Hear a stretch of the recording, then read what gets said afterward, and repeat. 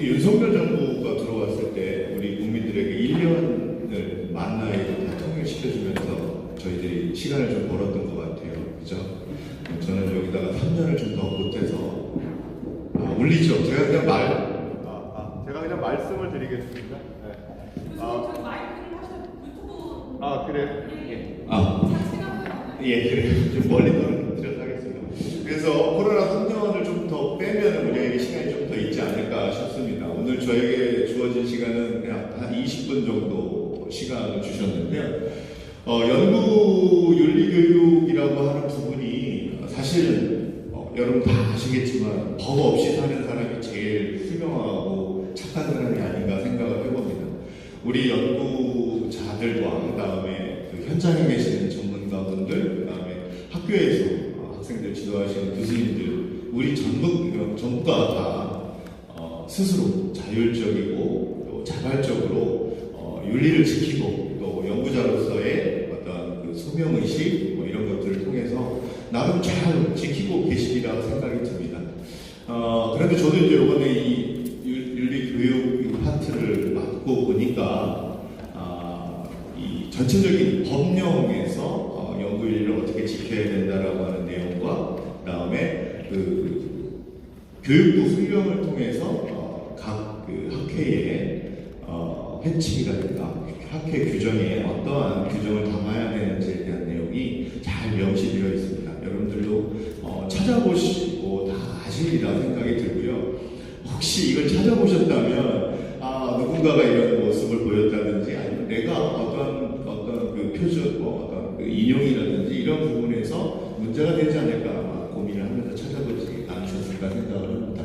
혹시 PPT가 좀 내려가고 제 시간 되나요? 책자로는 85페이지부터 제공이 되어 있고요. 그 다음에 92페이지까지 제공이 되어 있습니다. 참고하시면 되고요. 첫 번째 페이지에는 학술진흥법의 그 연구의 부정행위에 대한 규정을 제시해 놓고 있습니다. 그래서 그 학술진흥법 제 15조가 해당이 되고요. 이 규정에 의거해서 교육부 훈령 제 263호의 규정에 의거해서 그 연구의 어떤 그 부정의 범위라든지 또 조치 이런 것들, 윤리의 확보 이런 것들에 대한 내용들이 언급되어져 있습니다. 따라가 보면 진흥법의 윤리의 확보를 위해서 어떻게 해야 된다. 그 다음에 각 그 행위에 대한 부분을 학회나 연구자들, 집단들이 어떻게 대처해야 된다는 내용들을 제시하고 있습니다. 특히 이제 그 자체 윤리 검증이라든지 위원회를 설치해서 대응을 해야 된다는 내용들이 법령에 명시되어 있고요. 다음 넘겨주시면 이 인용을 통해서 교육부 훈령 제263호에 의해서 그렇다면 연구 부정행위의 범위가 어떻게 되느냐?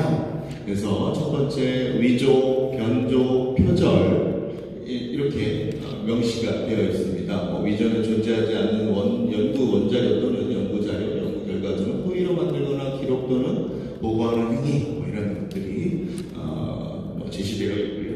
네 번째는 부당한 저자의 표시라든가 부당한 중복 게재, 연구 부정 행위에 대한 조사 방해 행위 등등이 명시되어 있습니다. 우리가 연구를 하다 보면 특히 이제 앞단에 우리가 그 연구자의 그 표시라든가 그다음에 중복의 어떤 그 여부 이런 부분들이 이제 논문을 게재하면서 학회 논문을 게재하면서 많이 좀 의심도 되고 또 본인이 이런 걸 어떻게 해야 될지에 대한 의문도 발생할 수 있기 때문에 그런 부분들을 잘 확인하셔야 되고요. 이제 그래서 국가에서는 조금 더 국가 연구개발 혁신법 및 시행령 시행규칙을 통해서 2020년 6월 9일부터 법률로 제정된 것이 2021년 1월 1일부터 시행되고 있습니다. 그래서 혁신법의 어떤 중요한 이유가 제정 이유가 중앙행정기관별로 다르게 운영되고 있는 국가 연구개발 사업이 통합적, 체계적으로 운영될 수 있게 하고라는 것과 그다음에 불필요한 부담과 그다음에 연구개발 환경을 조성하기 위해서 이 법을 개정해서 주요 내용들이 제시되고 있습니다. 그래서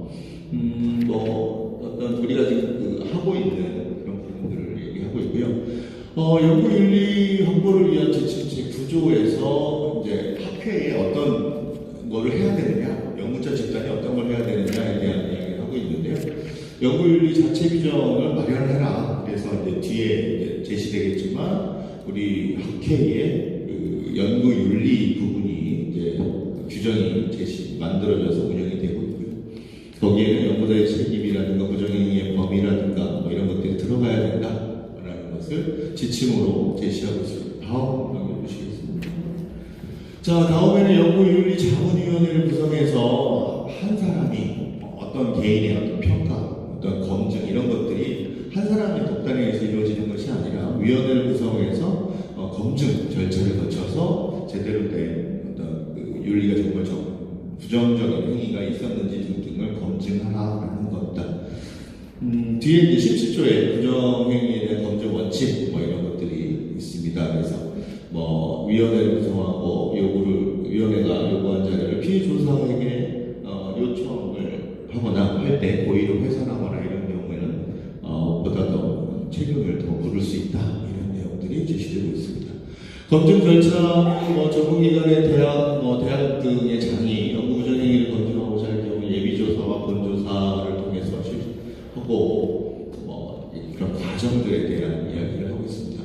자, 이런 지침, 학술진흥법부터 연구윤리 지침까지 해서 그런 내용들을 우리 학회의 페어매니지먼트 연구윤리 규정에 제시를 하고 있습니다. 그래서 제4조에 연구윤리 위반 행위의 범위에서 앞서 학술진흥법에서 얘기했던 위조, 변조, 표절, 부당한 전문저자 표시 중복 게재에 대한 부분을 우리 학회에서 이렇게 규정하고 있고 이러한 경우에 해당할 경우에는 징계 사유가 된다든지 그에 상응하는 대응 조치를 할 수 있다 이런 내용들입니다.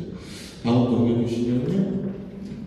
자, 부적절 행위에 대한 정의에 대해서 묵인, 방조, 은폐, 정당성 없는 행위라든지 이런 것들을 통해서 우리가 2021년 4월 2일 날 최근에 개정한 내용을 연구윤리 규정에 학회에 담고 있습니다. 그래서 여러분들이 논문을 제시하거나 이렇게 할 때 반드시 우리 학회 윤리 규정을 한 번쯤 꼭 확인하셔서 제시했으면 좋겠고요. 조치에 대한 부분은 사실은 좀 모르겠습니다. 이렇게 어떤 그 징계를 한다든지 이런 부분이었고요. 그 부분은 솔직히 말씀을 드리면 안 당하는 게 그리고 또 본인도 어떤 것을 봤을 때 제기 안 하고 정말 자발적인 자율적인 그런 상황에서 논문이 게재되고 논문이 발표되는 것이 연구자로서 또 전문가로서의 우리가 윤리를 갖고 있는 전문가 집단이 아닐까 생각을 해봅니다. 여러분 이렇게 알고 있으시다시피 논문 유사도 검사 윤리 준수를 위해서 그 유사도 카피킬러라든가 타니팀이라는 이런 사이트가 있다는 거 다 아시고 계실 거고요. 이제 최근에는 글꼴까지도 이제 그 저작권법에 걸려서 다양한 공공기관 또는 학교에서도 글꼴을 사용하는 것에 대한 인허가 부분도 좀 문제가 되고 있어서 사진도 마찬가지고요. 그래서 그런 부분들 이미 현장에서 이게 다 알고 계실 거라 학교에서 다 알고 계실 거라 생각이 듭니다. 상당히 주의를 해야 된다라는 말씀을 한번 드리고 싶고요. 다음 넘겨주시면 최근에 이제 이런 콘텐츠를 이용하고 있는 검증 다음에 관련 기관들 이런 사이트들을 연계해 봤습니다. 그리고 이제 마지막으로 다음 넘겨주시면은요 이 부분이거든요. 챗 GPT에 대한 부분인데 얼마 전에 저희 학교에서 무슨 로고 글로컬에서 다 아시겠지만 글로컬 그것 때문에 저희들이 이제 학교를 준비할 수 있는 로고를 뽑아줘 그랬더니 쫙 뽑아주더라고요. 근데 단어가 한 8개, 10개가 들어가서 한 3, 4개를 좀 줄여줘 그랬더니 또 쫙 줄여주더라고요. 참 브레인스토밍 하다가 막혔을 때 하니까 도움이 되는 것 같기도 하고 또 어떻게 보면 이제 인간이 기계를 못 쫓아가겠다는 생각이 부쩍 들었었는데요. 아직 이 챗GPT에 대한 부분이 어떤 학회라든지 또 어떤 그런 것들이 명시적으로 또는 구체화되어 있는 사례는 한국 사회에 아직 없는 것 같습니다. 그래서 향후에 우리 학회에서도 이 부분에 대해서 조금 더 논의를 하고 그와 관련된 규정을 좀 마련해야 될 필요가 있지 않나라는 생각을 좀 해봤고요. 다행히 아직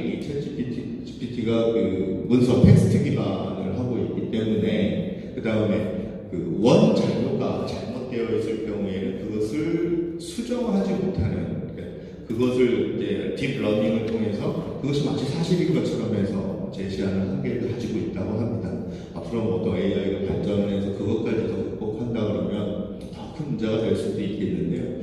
어찌됐든 우리 인간이 더 창의적으로 할 수 있는 부분에 대해서 챗 GPT가 못 쫓아오게 우리가 노력을 좀 해봐야 될 것 같고, 어찌 보면 이렇게 챗 GPT를 이용해서 어떤 부정행위가 일어나거나 어떤 그 제시된 논문의 특정 부분을 이 챗 GPT를 이용했다라고 했을 때 검증할 수 있는 방법들에 대해서 다른 학회도 마찬가지로 다른 기관에서도 좀 연구를 좀 하고 있으니 그것들 우리가 좀 향후에 지금 당장 우리가 논의하기는 어려운 그런 것들이 필요하다라는 말씀을 끝으로 오늘 연구 윤리 교육에 대한 부분을 마무리하려고 합니다.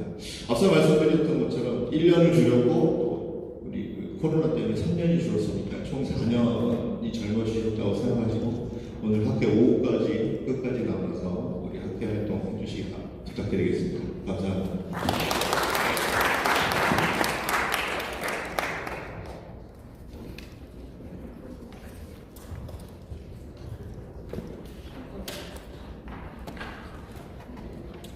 자, 이제 여러분들 오전 섹션은